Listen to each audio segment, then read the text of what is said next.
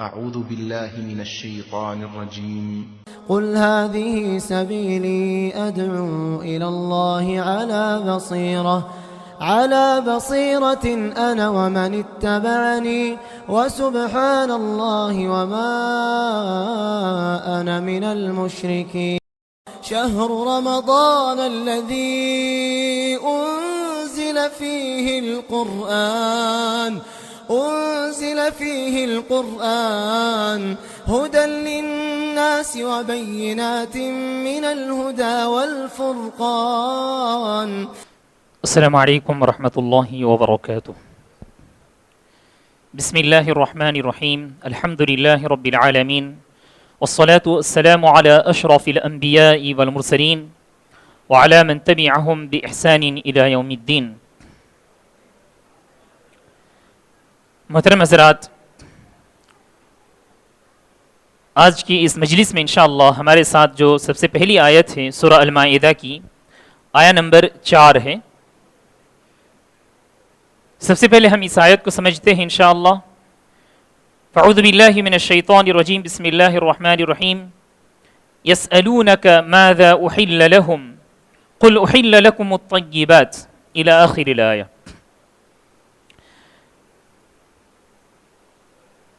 اللہ رب العالمین نے اس آیت کے اندر چند مسائل کا ذکر کیا ہے. لوگوں نے پیارے نبی صلی اللہ علیہ وسلم سے پوچھا کہ طیبات کیا ہیں، اچھی چیزیں کیا ہیں، کھانے پینے کی اچھی چیزیں کیا ہیں، کیونکہ اس سے پہلے جو آیت گزری ہے ہمارے ساتھ اس میں اللہ رب العالمین نے خبیثات کا ذکر کیا ہے. خبیثات یعنی گندی چیزیں، یعنی کہ حرام چیزیں. اب لوگوں نے پوچھا کہ حلال کیا ہیں، طیبات کیا ہیں. تو طیبات کے ساتھ ساتھ اللہ رب العالمین نے پیارے نبی صلی اللہ علیہ وسلم کے ذریعے سے کچھ باتوں کا ذکر کیا ہے. آئیے ہم سمجھتے ہیں. ابن ابی حاتم نے سعید بن جبیر سے روایت کی ہے کہ عدی بن حاتم رضی اللہ عنہ اور زید بن محلحل رضی اللہ عنہ، یہ دونوں صحابہ پیارے نبی صلی اللہ علیہ وسلم کے پاس آئے اور پوچھنے لگے شکاری کے سلسلے میں کہ ہم لوگ کتوں اور جو باز پرندہ ہے اس کے ذریعے سے ہم شکار کرتے ہیں. پیارے نبی صلی اللہ علیہ وسلم سے ان دونوں نے اس شکار کے سلسلے میں پوچھا تو اس وقت یہ آیت نازل ہوئی. اس آیت کے اندر اللہ رب العالمین نے شکار کے سلسلے میں کچھ مسئلے کا ذکر کیا ہے. سب سے پہلے کہا کہ وَمَا عَلَّمْتُم مِّنَ الْجَوَارِحِ، یعنی کہ ایسے جانور جن کو آدمی شکار کے لیے استعمال کرتا ہے، عام طور پر وہ کتا ہوتا ہے یا تو چیتا یا تو پھر پرندوں میں سے باز. تو ان چیزوں کو جو آدمی شکار کرنا چاہتا ہے ان چیزوں کے ذریعے سے شکار کرتا ہے، ان کو استعمال کرتا ہے. تو کہا کہ مکلب، اگر کوئی آدمی کتا استعمال کر رہا ہے شکار کے لیے تو وہ عام کتا نہیں ہونا چاہیے، وہ ایسا کتا ہو جس کو آدمی نے مشق دلایا ہے، ٹریننگ دی گئی ہے. تو اس کو معلم بھی کہا جاتا ہے. کلب معلم بھی حدیث کے الفاظ میں کلب معلم بھی کہا جاتا ہے. تو اگر کسی آدمی نے ایسے جانور کے ذریعے سے شکار کیا ہے، شکار کر رہا ہے، تو اس کو کن باتوں کا خیال رکھنا چاہیے آئیے ہم سمجھتے ہیں. سب سے پہلی بات تو یہ ہے کہ جب آدمی اس جانور کو چھوڑتا ہے تو چھوڑنے کے وقت اس کو بسم اللہ کہنا چاہیے، اس کو بسم اللہ کہنا چاہیے. اور ساتھ ہی ساتھ شکار کر کے جو جانور لاتا ہے، جی ہاں، شکار کرنے کے بعد تو وہ جانور اگر مر بھی جائے، وہ جو کتا یا تو کوئی چیتا وغیرہ جو شکار کے لیے دوڑتا ہے، بھاگتا ہے اور کسی جانور کو پکڑتا ہے، تو اگر وہ مر بھی جائے، مثال کے طور پر کوئی ہرن اگر وہ مر بھی جائے تو وہ جائز ہے.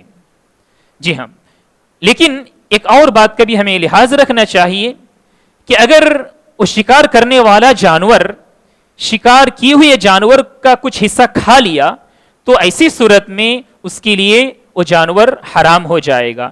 پیارے نبی صلی اللہ علیہ وسلم کی ایک حدیث ہم آئیے سنتے ہیں.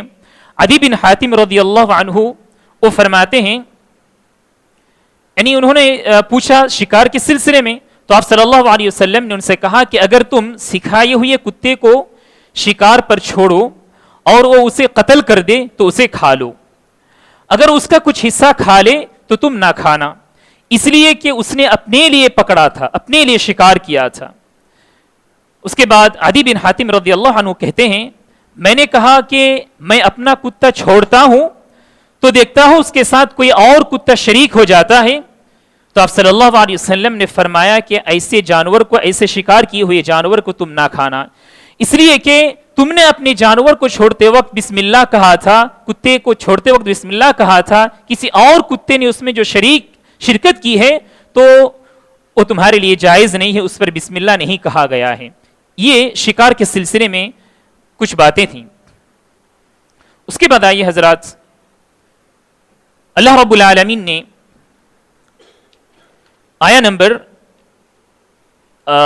5 के अंदर अल्लाह रब्बुल आलमीन ने फरमाया ज़बीहे के सिलसिले में, ज़बीहा यानी कि जिन जानवरों को हम, जो हलाल जानवर है हमारे लिए, उसको ज़बाह करते हैं, तो क्या गैर मुस्लिम के जानवर जो ज़बाह किए हुए होते हैं वो हमारे लिए जायज़ है? हम सब जानते हैं जायज़ नहीं है, लेकिन कुछ गैर मुस्लिम ऐसे हैं जिनके ज़बीहा भी हमारे लिए जायज़ हैं, वो हैं अहले किताब। अहले किताब का क्या मतलब है? वो है यहूद और नसारा। यहूद और नसारा ने अगर किसी जानवर को ज़बाह किया, कोई जानवर का मतलब वही जानवर है जो हमारे लिए हलाल हैं, अगर उन्होंने ज़बाह किया तो हमारे लिए हलाल है। अल-यौम उहिल्ल लकुम अत-तय्यिबात व तआमुल लज़ीना ऊतुल किताब हिल्लुल लकुम व तआमुकुम हिल्लुल लहुम। लेकिन उलमा इकराम ने कुछ बातें यानी इस मसले के सिलसिले में बतलाई है, आइए हम सुनते हैं कि ये जो अहले किताब हैं, क्यों इनके ज़बीहा हमारे लिए हलाल हैं? उलमा ने फरमाया कि इनका जो अकीदा है ज़बाह करने के वक्त कि अल्लाह के अलावा किसी और का नाम लेकर ज़बाह करना हराम है, वो हमारे अकीदे के साथ उनका अकीदा मिलता है। हम जिस तरह से गैरुल्लाह के नाम ज़बाह नहीं करते, गैरुल्लाह के नाम पर ज़बाह किए हुए जानवर को हम हराम समझते हैं, ठीक इसी तरह ये जो यहूद और नसारा हैं, ये अल्लाह के नाम के अलावा किसी और का नाम लेकर ज़बाह करने को भी वो लोग हराम समझते हैं, तो इस वजह से वो हलाल है। लेकिन अगर पता चल जाए कि अहले किताब अल्लाह के अलावा किसी और के नाम पर ज़बाह करते हैं, तो उस जानवर को हम हाथ नहीं लगाएंगे, उसका गोश्त हम नहीं खाएंगे। जिस तरह से मुसलमान भी गर्चे क्यों ना हो, अगर मुसलमान ने अल्लाह के अलावा किसी और का नाम लेकर ज़बाह करता है तब भी हम उस जानवर को नहीं खाएंगे। ये तो बिल्कुल यानी आम मसला है। इसी तरह हजरात, उनके जो जानवर होते हैं, ज़बाह किए हुए जानवर, अगर हमें पता ही ना चले कि किसके नाम पर वो ज़बाह किया गया है, तो इसी सूरत में हम पर यानी हम मुकल्लफ नहीं हैं, हम पर ये जोर नहीं दिया जाता है कि हम जबरदस्ती उनसे पूछें कि किसके नाम से तुमने ज़बाह किया है। अगर उन्होंने ज़बाह किए हुए जानवर का गोश्त हमें दिया या हम खा रहे हैं, ये हमारे लिए जायज़ है। इसकी एक दलील है, प्यारे नबी सल्लल्लाहु अलैहि वसल्लम को एक औरत ने भुनी हुई बकरी का कुछ गोश्त हदिया में दिया था। हम सब जानते हैं प्यारे नबी सल्लल्लाहु अलैहि वसल्लम का वो बहुत ही यानी मशहूर वाक़िया है, उसमें कुछ जहर भी मिला दिया गया था। तो प्यारे नबी सल्लल्लाहु अलैहि वसल्लम उसको कबूल करते हैं और उसको इस्तेमाल करते हैं, खाते हैं।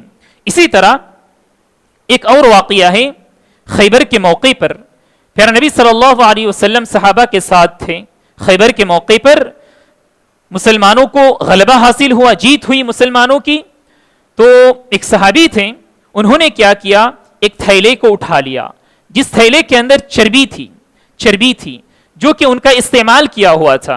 तो आप सल्लल्लाहु अलैहि वसल्लम ने कुछ नहीं कहा बल्कि मुस्कुराने लगे। उन्होंने कहा था कि ये जो थैला है, चर्बी का जो थैला है, इसको मैं किसी को नहीं दूंगा। उन्होंने ले लिया। तो इन तमाम चीज़ों से उलमा इकराम ने यही फरमाया कि अगर हमें पता ना चले कि किसके नाम से उन्होंने ज़बाह किया है तो हम मुकल्लफ नहीं हैं, हमसे ये नहीं कहा जाता है कि हम ज़बरदस्ती उनसे पूछें। उसके बाद आइए हजरात, दूसरा मसला इस आयत के अंदर ये कहा गया है कि अहले किताब की जो औरतें हैं उनसे मुसलमान का निकाह जायज़ है। यहूदिया हो या नसरानिया हो, इससे मुसलमान का निकाह करना ये जायज़ है। लेकिन इसके कुछ शुरूत हैं, कुछ शर्तें हैं।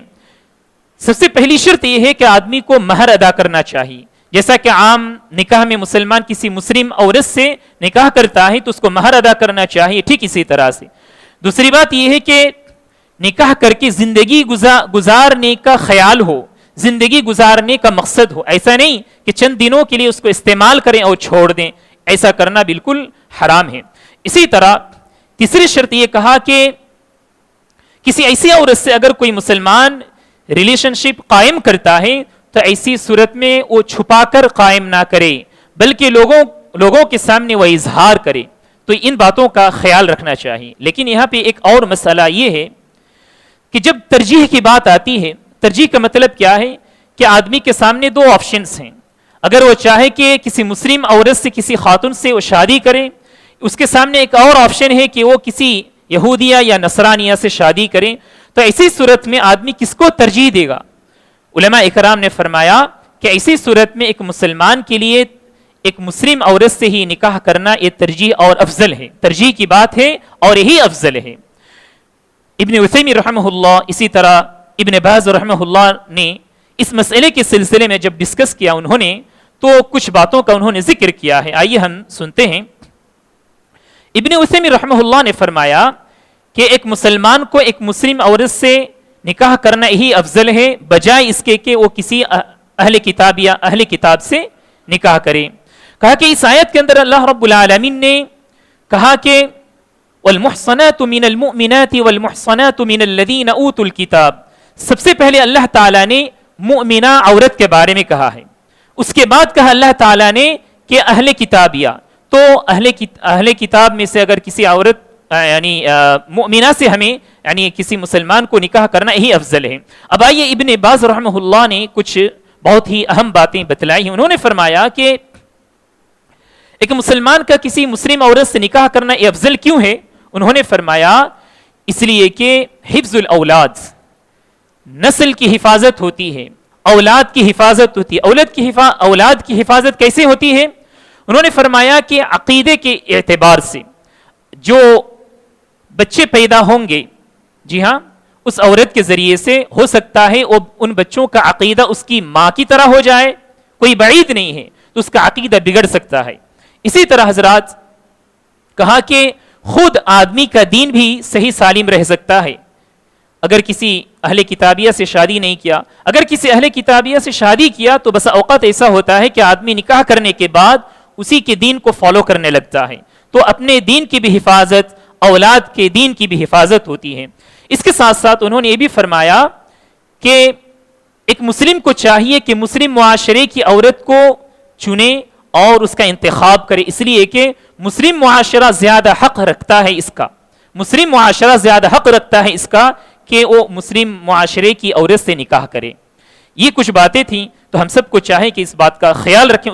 اس کے بعد حضرات اللہ تعالیٰ نے یہ بھی فرمایا وَطَعَامُكُمْ حِلٌّ لَكُمْ، جس طرح سے اللہ تعالیٰ نے کہا کہ ان کا ذبیحہ، ان کے جانور جو ذبح کیے ہوئے ہوتے ہیں اس کا گوشت ہمارے لیے کھانا جائز ہے، ٹھیک اسی طرح کہا کہ تمہارے بھی کھان پان جو ہوتا ہے اور تمہارے جانور کے ذبح کی ہوئے گوشت ان کے لیے بھی حلال ہے۔ تو اس سے پتہ چلا کہ ہم اہل کتاب کو اور خصوصاً اہل کتاب کو ہم ہدیہ دے سکتے ہیں۔ اس کے بعد آئیے حضرات ہمارے ساتھ آیہ نمبر 6 ہے۔ اس آیت کے اندر اللہ رب العالمین نے فرمایا یا ایھا الذین آمنوا اذا قمتم الى الصلاة فاغسلوا وجوہکم الى آخر الآیہ۔ اس آیت کے اندر اللہ تعالیٰ نے وضو کے سلسلے میں فرمایا ہے اور نماز کے سلسلے میں فرمایا ہے کہ جب آدمی نماز کے لیے کھڑا ہونا چاہتا ہے تو اس کو چاہیے کہ وہ طہارت حاصل کرے، اس کو چاہیے کہ وہ طہارت حاصل کرے جب آدمی نماز کے لیے کھڑا ہو۔ یہ ترجمہ ہے کہ اے ایمان والو، جب تم نماز کے لیے کھڑا ہونا چاہو تو تم طہارت حاصل کر لو۔ علماء کرام نے فرمایا کہ جب بھی آدمی نماز کے لیے کھڑا ہونا چاہیے تو اس کو وضو نیا وضو کرنا ضروری ہے یا ایک وضو ہی کافی ہے کئی اوقات کی نمازوں کے لیے؟ یہ ایک مسئلہ ہے۔ چند علماء کرام نے فرمایا کہ ایسی بات پہلے تھی کہ ہر وقت کے لیے وضو کرنا پڑتا تھا، لیکن بعد میں یہ حکم منسوخ ہو گیا، یہ حکم جو ہے ریجیکٹ کر دیا گیا، پھر نیا حکم آ گیا کہ آدمی ایک وضو کے ذریعے سے کئی اوقات کی نمازیں قائم کر سکتا ہے، پڑھ سکتا ہے۔ اسی طرح پھر نبی صلی اللہ علیہ وسلم کے بارے میں بھی آتا ہے کہ کان النبی صلی اللہ علیہ وسلم یتوضأ عند کل صلاۃ، قلت فأنتم كيف تصنعون قال كنا نصلي الصلوات بوضوء واحد ما لم نحدث.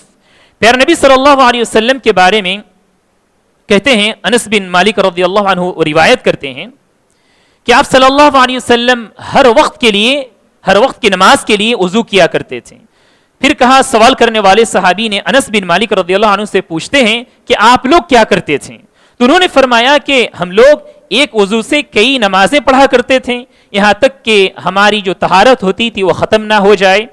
تو علماء اکرام نے فرمایا ان تمام باتوں سے ہمیں یہ پتہ چلا کہ ہر وقت کے لیے نیا وضو کرنا یہ افضل ہے، یہ نیکی کا کام ہے. لیکن اگر کوئی آدمی یہ چاہتا ہے کہ ایک وضو سے کئی اوقات کی نمازیں پڑھے قائم کریں تو اس کے لیے جائز ہے.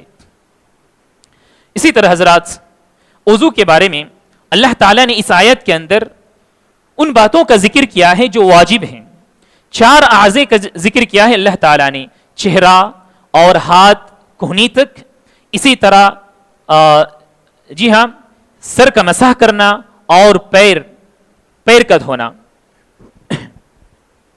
یہ 4 جو اعضاء ہیں ان کا دھونا واجب ہے، یہ واجبات ہیں. لیکن ان کے علاوہ سنتیں ہیں پیارے نبی صلی اللہ علیہ وسلم کی جو احادیث مبارکہ ہیں ان کے اندر پائی جاتی ہیں. جیسا کہ عثمان بن عفان رضی اللہ عنہ نے ایک مرتبہ کسی صحابی سے کہا کہ میرے لیے وضو کا پانی لا دو، تو ان کے پاس وضو کا پانی لایا گیا. تو انہوں نے مکمل وضو کا کیا طریقہ ہوتا ہے انہوں نے بتلایا. سب سے پہلے انہوں نے اس برتن کو جھکایا اور جھکا کر انہوں نے دونوں ہاتھوں کو کلائی تک دونوں ہاتھوں کو انہوں نے اچھی طرح سے دھل لیا 3 مرتبہ. تو اس سے ایک اور بات کا پتہ چلتا ہے کہ آدمی جب کسی ایسے برتن سے وہ وضو کر رہا ہے کہ اس کا ہاتھ اس برتن میں ڈالنا پڑے تو سب سے پہلے جھکا کر اس برتن کو دھل لے، کیونکہ اگر ہاتھ میں کوئی گندگی ہو تو وہ چلی جائے گی. اسی طرح حضرات، ہاتھ دھلنے کے سلسلے میں خصوصاً پیارے نبی صلی اللہ علیہ وسلم نے حدیث کے اندر یہ بھی فرمایا ہے کہ جب آدمی نیند سے بیدار ہو جائے تو اس وقت وضو کرنے سے پہلے برتن میں ہاتھ ڈالنے سے پہلے آدمی کو چاہیے دونوں ہاتھوں کو اچھی طرح سے دھل لے، اس کے بعد پھر وضو جس طرح سے کرنا چاہیے اس طرح سے کریں. اسی طرح جو ہے عثمان رضی اللہ عنہ نے کلی کی، مضمضہ کیا اچھی طرح سے. مضمضہ اس کو کہا جاتا ہے کہ آدمی پوری طرح سے پانی اندر لے منہ کے اندر اور اس کو ہلائے پوری طرح سے، پھر اس کو پھر نکال دے، صاف کر دے. اسی طرح استنشاق اور استنثار کا مطلب یہ ہے کہ آدمی پانی لے ہاتھ میں اور ناک میں ڈالے، پھر اس کو باہر نکالے، 3 مرتبہ ایسا کرے. اس کے بعد مکمل چہرے کو دھو لے. چہرہ کا کہاں سے کہاں تک حصہ ہے؟ کہا کان کا جو نرم گوشت ہوتا ہے یہاں سے لے کر دائیں طرف سے لے کر بائیں طرف تک، اور پیشانی کا وہ حصہ جہاں سے بال اگتا ہے وہاں سے لے کر یہ جو تھوڑی ہوتی ہے یہاں تک، یہ چہرے کا حصہ ہے، اس کو مکمل دھونا چاہیے. 3 مرتبہ دھونا یہ سنت ہے.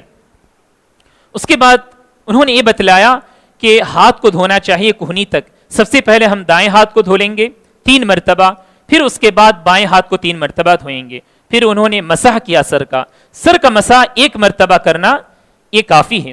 اور سر کا مسح اس طرح سے آدمی کرے، تھوڑا نہیں، تھوڑا سا پانی لیا بس ایسا کر دے تو کافی نہیں ہے، بلکہ آدمی کو چاہیے کہ مکمل مسح کرے. اس طرح سے لے اور سامنے سے شروع کرے پیچھے تک لے کر جائے.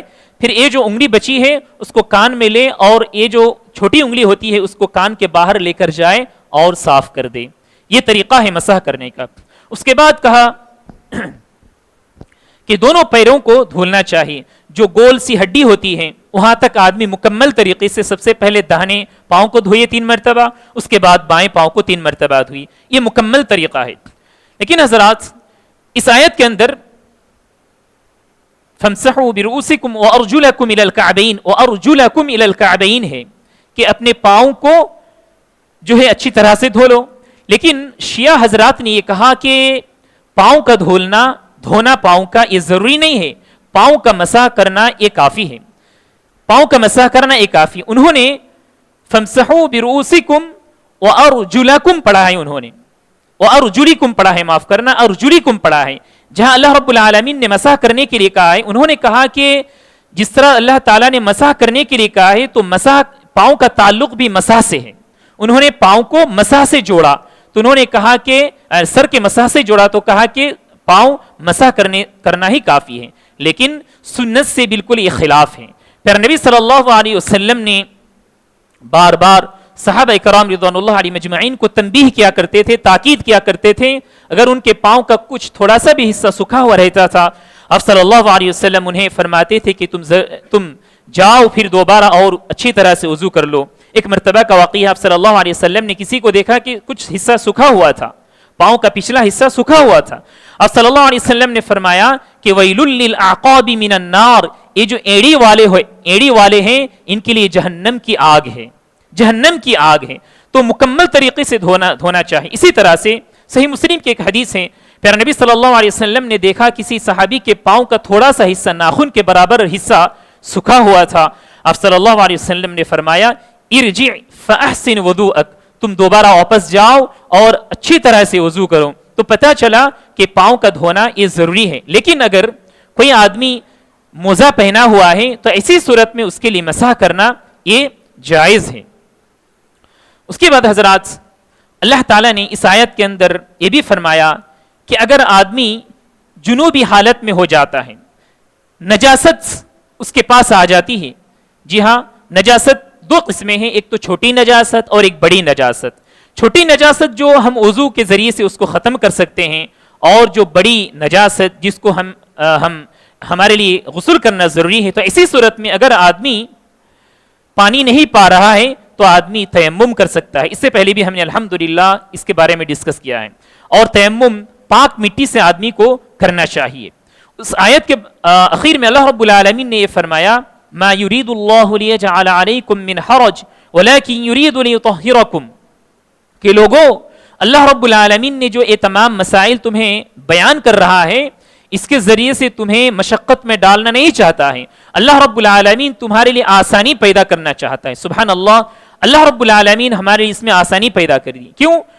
اللہ تعالیٰ نے ہمارے لیے یہ زور نہیں دیا کہ کسی بھی حالت میں, چاہے آدمی مریض کیوں نہ ہو, بیمار کیوں نہ ہو, آدمی پانی بھی نہیں مل رہا ہے, اس کے باوجود اگر یہ کہا جائے نہیں تمہیں وضو کرنا ہی ہے, تمہیں پانی استعمال کرنا ہی ہے, تو یہ زبردستی کی بات ہو جاتی ہے. لیکن اللہ رب العالمین نے رخصت دی ہے, ہمارے لیے آسانی پیدا کی ہے. اس کے بعد آخری آیت انشاءاللہ آیت نمبر 31. اس آیت کا تعلق اس واقعے سے ہے, آدم علیہ السلام کے دو بیٹے حابیل اور قابیل کے قصے کی طرف یہ اشارہ ہے. فبعث اللہ غرابا یبحث فی الارض لیریہ کیف یواری سوءۃ اخیہ. اللہ رب العالمین نے کوے کو بھیجا. کوے کو بھیجنے کے بعد اللہ تعالیٰ نے اس کے ذریعے سے یہ دکھلا دیا کہ اپنے بھائی کو جس کو اس نے قتل کر دیا تھا, مار دیا تھا, اس کی باڈی کو کس طرح سے وہ دفنائے گا. تو اللہ رب العالمین نے دو کوے کو بھیجا.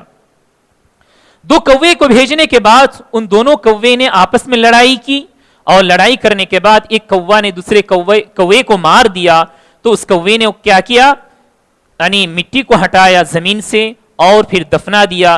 تو بہت ہی عاجز ہو کر یہ کہنے لگا قابیل نے, قال یا ویلتا اعجزت ان اکون مثل هذا الغراب فاواری سوءۃ اخی, کہ میں اتنا ہی لاچار ہو گیا کہ مجھے ایک پرندہ کوا مجھے سکھا رہا ہے کہ میں اب کیا کروں.